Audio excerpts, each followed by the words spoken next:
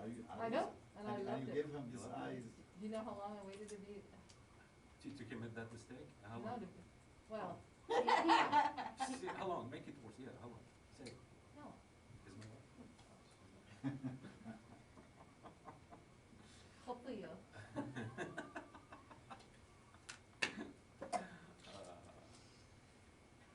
Oh God. فهو انت ايش في المصاري؟ هو بينه وبينه بس ما بعرف اذا كان بتكلم علي ولا منه علي. انا بكره الاشياء اللي فيها حزن. اعطونا سكجول انا عشان حالي شامل حلو حزن. صح. Just don't like this positive.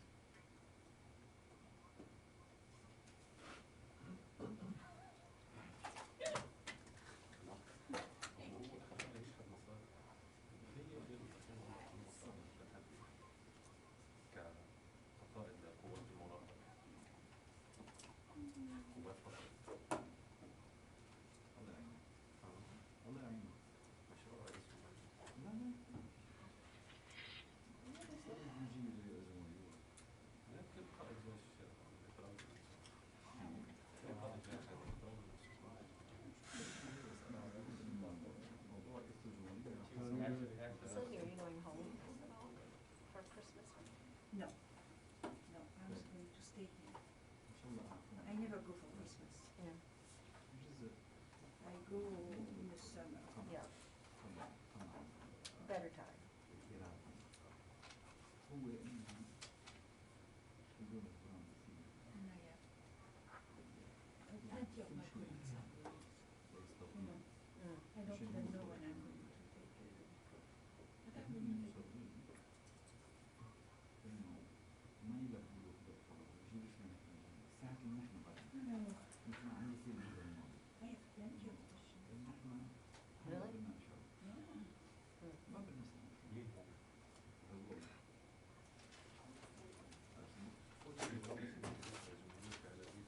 I don't know.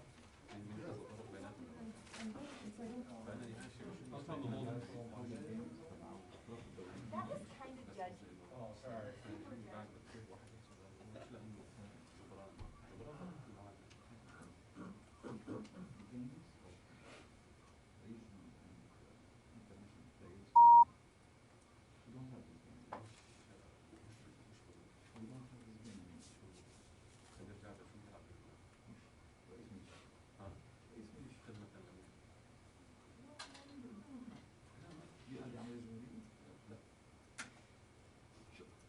عشان هيك بدك سليمان تنجي مش إن شاء الله ما يعمل شيء. لا كل خياراتنا كلها أقرب من بعضها.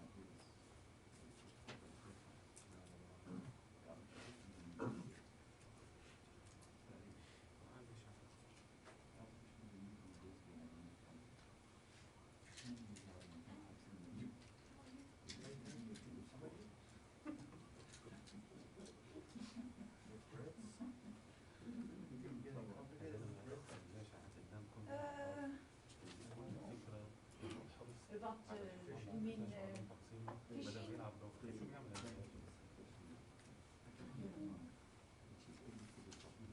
we have been fighting the British for centuries.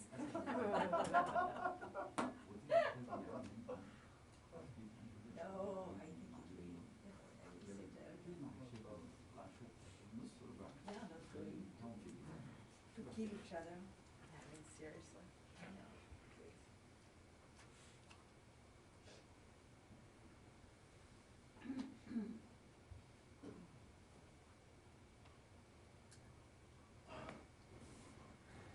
But you know, I suppose the European Union is going to make like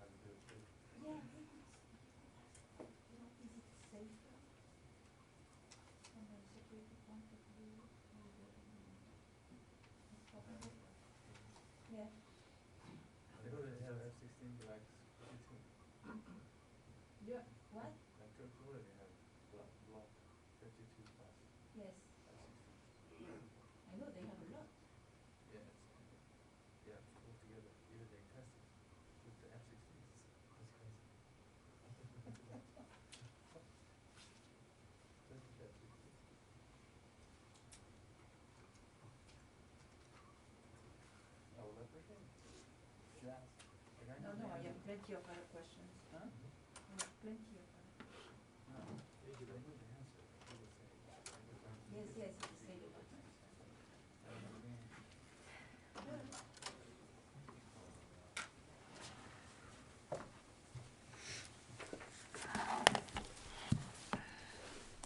Good afternoon, everybody. Just a note up at the top. I think you probably know November marks National Veterans and Military Families Month, when we take some time to recognize and celebrate military families and the important role that they play in supporting the force. Our nation's service members do not serve alone. Alongside them are the dedicated members of their families whose commitment and resolve absolutely strengthen our nation and our ability to defend this nation. Our military families are therefore critical, and the Department of Defense recognizes the important role they play in the lives of our service members and our transitioning veterans, as well as the individual achievements that they have accomplished. For that reason and many more, we are grateful for all that they have done and continue to do to support those who keep the nation safe. And I know many of you who have covered the building for a long, long time have seen it firsthand, just how absolutely critical our families are to our ability to get the job done. So I'm sure you share our appreciation for military families. With that, Lita. John, the vaccine deadlines are obviously pretty much upon you. Can you, the other day you said that obviously any decisions on vaccine exemptions or refusals is up to the services, but is there a broader concern across the Defense Department that you could get into situations where there are unequal punishments or unequal actions taken against service members based on commanders' individual actions? And then do you also have any updated numbers? So on the first question, I mean, I think the Secretary's been very clear with the leaders of the military departments that he wants them to execute the mandate with a sense of compassion and understanding. And it's his expectation as well, and I know he's made this clear to them, that he knows, as a former commander himself, that leaders have a range of tools available to them to help troops make the right decisions for themselves, for their units, for their families, short of using the Uniform Code of Military Justice, therefore short of punitive measures. And I think that remains his expectation today, that commanders will do that. But clearly, it's a lawful order. And so he also trusts that commanders will ultimately do what they need to do for the readiness of their unit. And if that comes to doing something of a punitive nature, they certainly have that right and that authority. It's just that the Secretary wants them to exhaust other measures before having to do that. Now, as for uniformity, I mean, the reason the UCMJ is set up the way it is so that there is a menu of options for how commanders can deal with offenses against the UCMJ for a violation of lawful orders. And each service, each unit within each service has a different set of operational requirements and demands, deployment schedules, op tempo, and the Secretary very much doesn't want to be in the business of telling commanders at local levels exactly how, if they have to resolve themselves to using administrative or punitive measure, that how exactly they should do that, because they're the ones who they've been placed in a position of command. That's a position of trust and confidence, and he wants to respect that trust and confidence of commanders to do what they believe is in the best interest of their unit and frankly with the individual member. So can we promise you that there'll be absolute uniformity across the board? No. And we wouldn't want to promise that, because it wouldn't be the same way we handle orders violations for other offenses as well. But again, I want to go back to the beginning, which is his expectation that this mandate will be handled in a compassionate way and an understanding way, and that due counseling will be provided, both from a medical perspective and from a leadership perspective, to members who are declining to take the vaccine. Now, I would tell you that as of today, 97% of the active duty force has had at least one dose, This would include 99% of active duty sailors, and with active airmen closely behind at around 97%. And the Marine Corps is at 93% with 1 dose, and the Army also is in the 90th percentile. So just in terms of first dosage, there's been a lot more progress, and we continue to see the men and women of the force doing the right thing, which is getting vaccinated. Well, just as a follow-up, this is also going to be an issue with civilians. Has there been additional guidance put out on civilians about how, who's going to be the deciding authority, and how is this going to happen for military commanders who have civilians working for them? That's a great question, and we're still working on some additional implementing guidance for the civilian workforce, and we know we owe that to commanders, and I think you'll be seeing more guidance coming out from the leadership here at the Pentagon very, very soon on that. That's a fair question, though. Megan. Has there been any discussion of updating the vaccine mandate to include boosters? Is the Defense Health Agency putting out guidance for service members about boosters, or is it just, are boosters available, as they would be for anybody else? I don't have a good answer for you on that, Megan. I'd point you to DHA if they do, but I'm not aware of any imminent guidance right now coming out specifically about boosters. But obviously, we continue to encourage those who qualify for them and need them to get booster shots. Abraham, do you have your hand up? Yeah, I have 2 questions, John. First off, does the Secretary believe that unvaccinated service members are deployable?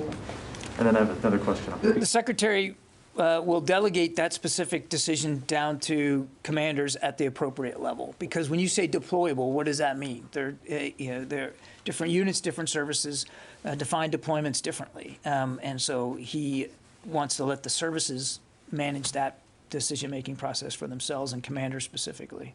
Obviously, though, he wants as much of the force as possible vaccinated, because he still believes that a vaccinated force is a more ready force.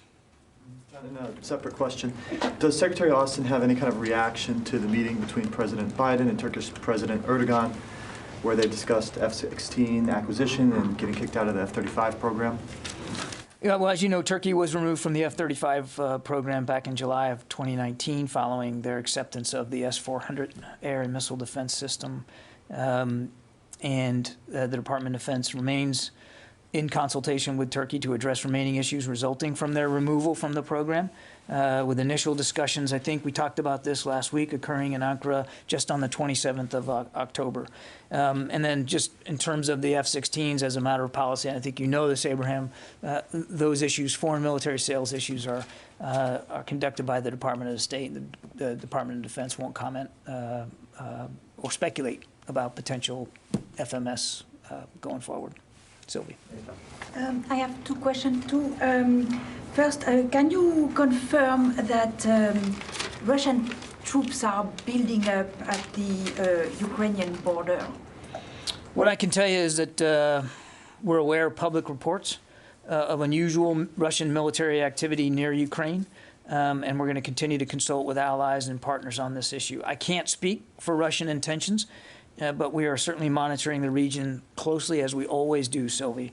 And as we've said before, any escalatory or aggressive actions would be of great concern to the United States. We continue to support de-escalation in the region and a diplomatic resolution to the conflict in eastern Ukraine, and you heard the Secretary address that exact issue when we were over there just a week or so ago. And my second question is about the meeting that President Biden and President Macron had last week, and there was a statement, a common statement at the end. And in this statement, it's said that the U.S. has committed additional assets in the Sahel to support counter-terrorism efforts led by France. What kind of additional assets? Is it troops or is it equipment? So actually, the Secretary and his French counterpart, Minister Parley, talked about the Sahel as one of many things they talked about when they met on the sidelines of the Defense Ministerial in Brussels a week or so ago. And we have, in fact, committed to continuing to support French operations in the Sahel, operations which we believe are vital to helping to deal with the terrorism threat in that part of the world. I don't have any announcements today, nor am I going to get into specifics about what those assets are, but I would disabuse you of the notion that it's all about hardware. When we're talking about helping our French allies in that part of the world, yes, there will be some material support, some of that in the realm of helping them with ISR, but it also will involve some additional training and that kind of thing. So it's not all about just additional hardware. I know when we see the word assets, that's what we tend to think, but it's really more comprehensive than that. And it's really a continuation of the kinds of things that we've been already doing to help the French operation there. No troops.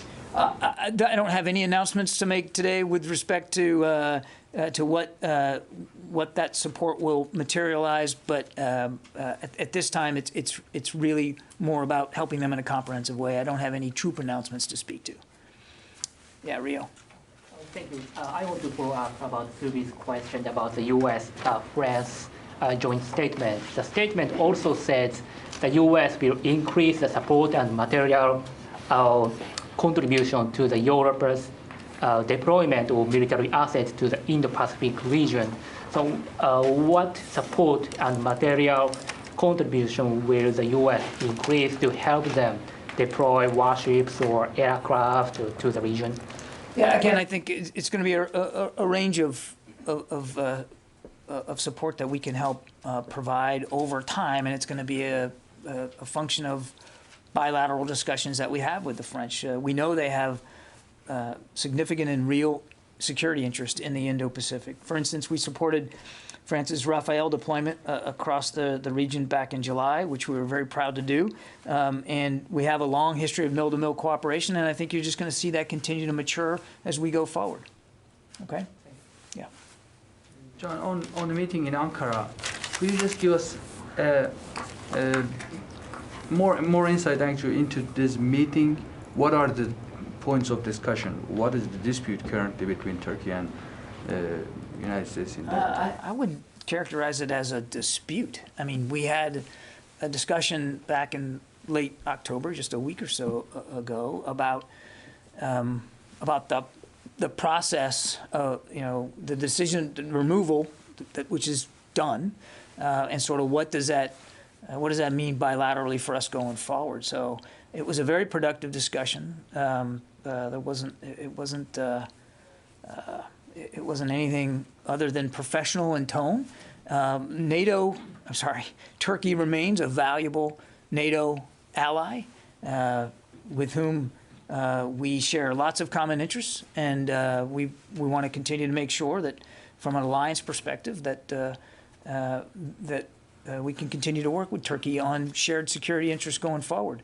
But the meeting was really about the F-35 program and the removal process itself. It doesn't mean that bilaterally we aren't going to still look for ways to work closely with Turkey. And on that point, I know you won't talk about the Turkish request for F-16s, but Turkey is putting a discourse saying that actually this request also is not only important for the Turkish national security, but also the security and capability of NATO. Do you think that a viable Turkish Air Force should be there for NATO? Again, I'm not going to get to the specifics of potential foreign military sales. That's the realm of the State Department, and it would be inappropriate for us to talk about. But I will go back to what I said before. They are a valued and an important NATO ally, and in the context of our alliance, and quite frankly, in the context of our bilateral security relationship, it's important to continue to have discussions with Turkey about how to move forward, and we're going to do that. But I'm not going to speculate one way or the other about the F-16s. Just one last question. In Syria, Russians have deployed Su-35s to Qamishli, that is eastern Syria, close to the U.S. forces.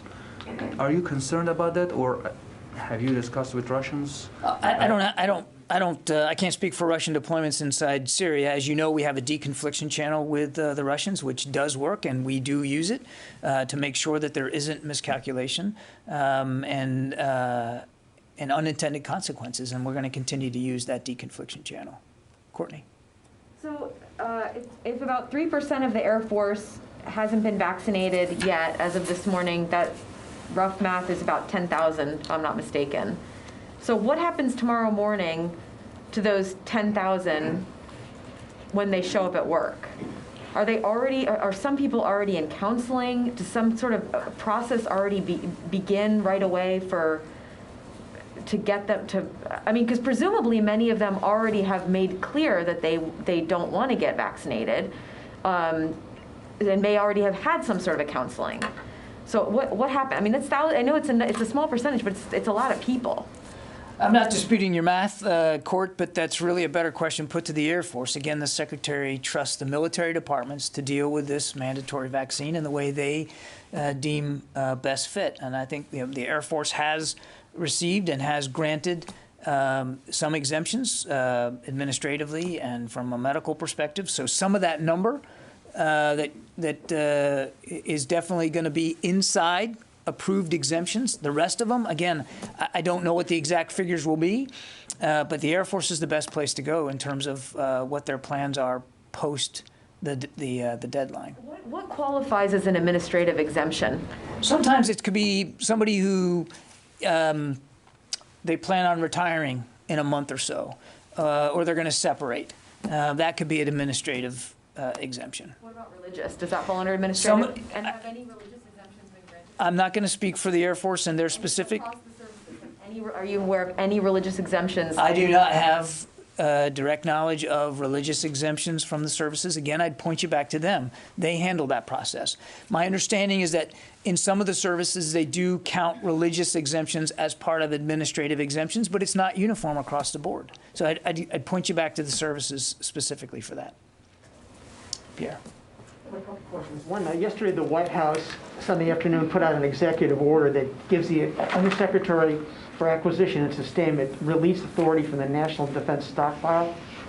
I thought they already had that authority. Can you give a sense of whether this was a turn of the screw or some significant executive? I wouldn't describe it as a turn of the screw. I think it's a decision that the President felt was important to make, given the supply chain problems that we have in the country.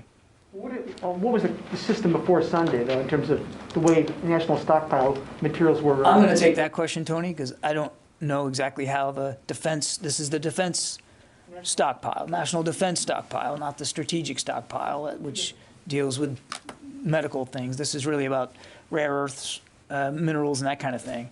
So let me take that question for you, because I don't want to guess on exactly what the process was before the EO. I have a second question. General Hyten last Thursday before the Defense Writers Group bemoaned the classification system. He says we're going to have to change the classification structure that we have, not to declassify everything, that would be foolish, but it's so highly classified now that you can't talk about anything, and that's a mistake. What's your reaction as someone who's been in this building on and off for like 20 years? I think achieving the proper balance between operational security, protecting information of a national security nature, and the absolute commensurate requirement to be as transparent with you and with the American people as possible is a balance we're trying to strike every day. There's absolutely no question that there's times when we don't get that balance right, when we could be more transparent in some cases than we are. I mean, I'm not going to stand up here and say that we're always as far forward leaning as we should be. But it is, to be fair, it's a struggle that we're constantly dealing with. This balance between OPSEC and transparency. Well, how successful have you been since you've been in office, pushing back, striking the balance more on the side of transparency than suppression? I mean, I can't speak for every office here in the Pentagon, Tony. Me personally, I mean, I can tell you that I certainly do the best I can here from the podium, and the Secretary's guidance is to be as forward-leaning as we can be. But again, I also have a commensurate requirement to protect information of a national security nature, and so we do that. I mean, I'm sure that if I went back after today's briefing and your question and graded myself, that I would not be getting an A+. I admit that. But I can tell you that we constantly try to be as forward-leaning and as open, as transparent as we can be. Thank you. Yeah. Yeah, hang on just a second. I need to get to the phones, and then Nancy, I'll come to you, and then over to you. Jeff Shogel, I think you're at the top of the list here today. Thank you very much, and thank you to your staff for being so helpful on the question of DVIDs taking down pictures and videos from Afghanistan. I was wondering if you could address why the Defense Department didn't publicly announce when it took down so many pictures and images from Afghanistan, why it was doing so and the criteria it used in order to remove those images. Great questions, Jeff. So let me level set for everybody in case you don't understand what Jeff is asking about. Throughout the course of the evacuation in August and then well into September, and this gets to Jeff's question of why we didn't announce. What we did was, in order to protect the identities of Afghans who worked for us, and Afghans at the time we were still trying to get out of the country, and frankly still are today, we did not delete, but we took off publicly accessible platforms and archived for future republication at a later date. We removed thousands of still imagery and videos that would show the faces or any other identifiable information about many of the Afghans that we have worked for and we've supported and who have supported us over the last 20 years. It was a mammoth undertaking, and it took us a long time, almost 2 months. And the reason why I didn't announce it was because we were in the middle of it. And it wouldn't make much sense to tell the world that we were archiving these images before we were done archiving them. And because it is still an ongoing effort, frankly, this is not the kind of thing that I wanted to be able or have to talk about because we are still trying to get many of these Afghans out of the country. So we did it out of an abundance of caution, out of respect for the obligation that we have to these individuals and to their families. And at the right time, when it's appropriate, we will absolutely republish those images. They haven't gone anywhere. They're archived. They're safe and sound, and we'll put them back in the public domain when we think it's the right time to do that. Nancy. A couple of clarifying questions, and then a question I wanted to ask you. On Tony's question about the executive order, can you find out for us if there's any limitations in that, because the person who is delegated to do that is in an acting capacity, and I'm curious if that limits in any way her ability to carry out that order, and what the status is on naming someone in a permanent position? I know of no limitations on acting officials to execute the CEO, none whatsoever. I don't have an update for you from a personnel announcement perspective. As I've said before, we understand the criticality of this position. The Secretary's certainly focused on making sure that we get the best talent here at the Pentagon. And when we have personnel announcements to make, we certainly will. And then to Jeff's Actually, question, in this case, the President will, but you get the point. and then to Jeff's question, can you give us a sense of how many thousands were taken down? Was there a specific threat that led to this, and who made the determination of taking them down, the criteria for taking them down, and what would then allow for them to be republished? There were approximately 124,000 photographs, still images, and about 17,000 videos that remain unpublished. I delegated, it was my decision, and I delegated it to the leadership at the Defense Media Activity to use their best judgment. My guidance was, I want any imagery that could be used to identify individuals and or family members over the last 20 years of war. I want it to be unpublished for a temporary period of time. And it is temporary, and it was done out of an abundance of caution. It was not spurred by a specific threat or reference to any photos that used to target an No, Afghan? we had reason enough to believe, Nancy, and you know this from covering the evacuation, that the Taliban were going we were concerned that they were going to seek out people who helped us over time or relatives and families. And I think those concerns were valid, and we make no apology whatsoever for making this decision. I still believe it was the right thing to do. And at the right time, we'll absolutely republish them. This is nothing's been deleted from the record. It's simply being archived until we believe it's the appropriate time to put them back up. And then I wanted to ask you about a statement that OSC put out on the 15th about a call between Dr. Colin Call and the head of the NGO for Mr. Ahmadi, who was killed on August 29th. In that statement, the OSC said that there was a commitment from this department to offering condolence payments, including and in working with the State Department to help support his family members who are interested in relocating to the United States. It's been about 2 weeks since that statement was released, and I was wondering if there was any update on either condolence payments or helping them leave if they choose to. I don't have an update for you. We are working closely with the State Department to both ends. If there is something to update you with, we will absolutely do that. Can you give me a sense then, is there, one of the concerns that the families have expressed is because they've gotten so much attention that they're increasingly targeted or could be targeted by the Taliban. Is there a timeline with which the department hopes to either get payments or get them an answer on evacuation? We're working through the timing of the ex gratia payment issue now, as a matter of fact. And as far as I know, the exact timing and delivery method has not been solidified. As for relocation, as you know, the Secretary fully supports that, and we've said that numerous times. And obviously, we're going to do everything we can to support the State Department as they try to effect the relocation of the family members. Okay, if I could just make a request, if there's any update we could get on where it is in that process. You talked about timing. I would really appreciate it. If there's a tangible update to give you, I absolutely will. But I do not know that I have anything tangibly today to add to the discussion. Let's see, Jared Suba, our monitor. Hi, Mr. Kirby, thanks. I'm just wondering if there's a date set for the next round of dialogue with Turkish officials on this F-35 resolution.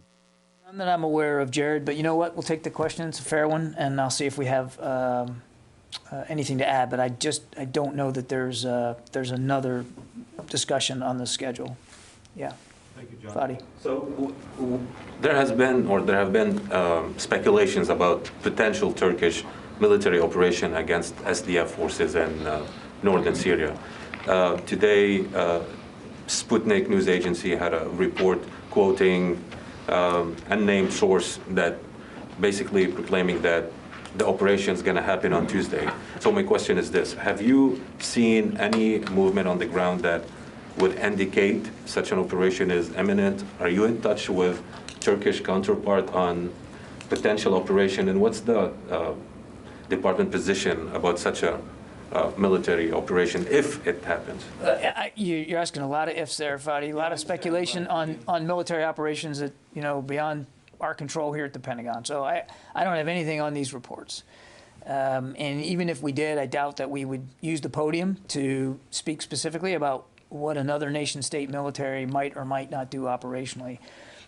Members of the Syrian Democratic Forces are our partners in the fight against ISIS in Syria. We take that partnership seriously. We continue to work with them specifically and solely on the ISIS threat in Syria, and it's our expectation that that kind of cooperation and those operations will continue. As for what the Turks might or might not do, I would suggest you talk to the folks in Ankara about that. But would such an operation put U.S. soldiers in danger, or the cooperation with the SDF on ISIS? Would it? You're suggesting that they're not in harm's way now? I mean, operating in Syria, helping the SDF against ISIS, because they very much are. And we they take that very, very seriously. And just like anywhere else, our troops are involved in operations. They have the right of protection and self-defense, and they will absolutely, it's our expectation that they will execute that right and responsibility as appropriate. But I don't want to speculate about something that is in Sputnik news by an unnamed source. I just don't think that would be a valuable use of time today. Well, we've seen statements coming out of Turkey basically threatening such a... I'm just not using Sputnik news as a valid source of information, and I would suggest you don't either. I think these are questions that are fair, but probably better put to officials in Ankara. Yeah, just to clarify my question, I wasn't suggesting that the U.S. troops are not in danger, but added danger if such an operation happens. I think they're well aware of the dangers within which the environment they're operating. Pierre. When asked about Iran yesterday, the Secretary of State did say that all options are on the table. Should we understand that the military option is an option for the president to use, and we are ready for it? Our job is to make sure that the president always has options. Does it mean that the military option is part of the options? Our job is to provide the commander-in-chief options, Pierre, and I'm not going to go beyond that. Warren. Two questions. Your decision to pull the video and the images, was that related or coordinated with the State Department's request? Yes. Okay. It was, the decision was fully coordinated inside the interagency with the National Security Council staff and the State Department, absolutely, 100%. We made no secret of the fact that we felt this was the right thing to do. And second question, at what point does the Secretary comment or confirm or acknowledge the Chinese hypersonic test? You keep saying there's a pacing challenge, and yet we've heard no confirmation of one of the latest examples that makes them the pacing challenge. I have nothing to add to that today, Oren. Yeah. Two questions. The first one is a follow-up on Tony's question. Does an overly strict classification system sometimes make it difficult for the Defense Department enterprise to acquire the most cutting-edge technology? Because it makes it hard to publish some of the requirements, for instance? No. I mean, we can work, we have a long history of working with our defense industry colleagues, and that requires communications of a classified, sensitive nature, and we still are able to do that. My second question is about the First Lady's visit earlier today to military support activity in Italy. Naples. She was going to a DoD school. Yeah, exactly. Could you talk a little bit about some of the unique challenges that the families living overseas might face? Yeah, in fact, I myself was stationed at that base in Naples. I lived just a block away from that school where she's visiting. Look, overseas assignments, it would be easy to say that they're all hard, and there's a difficulty about that. There's no question about it. You're removed from your normal environment, and you're plopped down into a new culture, and you know, you still have a network of friends and colleagues that you can work with, and your kids can engage with and go to school with every day. But you're still in a foreign country, and there's lots of learning that's required for that. But I think anybody who has served overseas permanently, I mean, I'm not talking about deployments. I'm talking about permanently stationed overseas in a country of like Italy or Japan, South Korea. You know, an ally and a partner will tell you that there's an awful lot of reward too.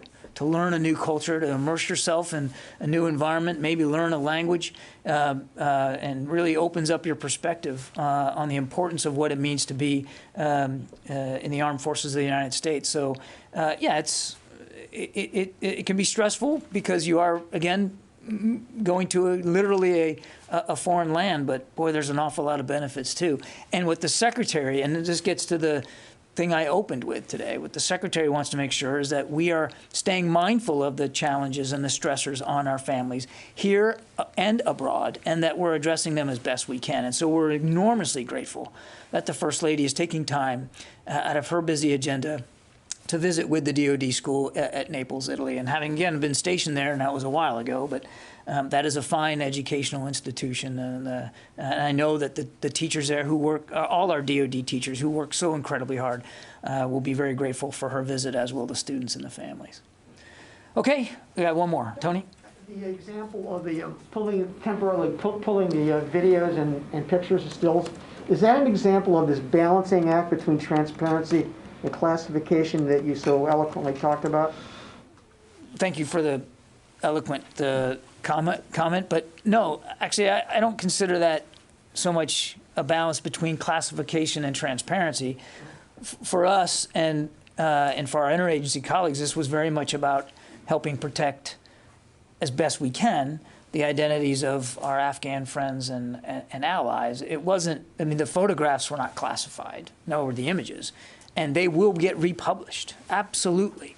They have just been temporarily archived. So it's not really the same balance about classification and transparency. This was an abundance of caution that we felt was necessary in keeping with our obligation to protect the identities of our Afghan allies and partners. And again, when we don't feel that that need is there, then we will absolutely republish them. But it's not about classification, because they're unclassified images. They were up on divots for a long, long time, some of them for, more than a decade. And they'll get back up there. We promise that. Okay, thanks, everybody.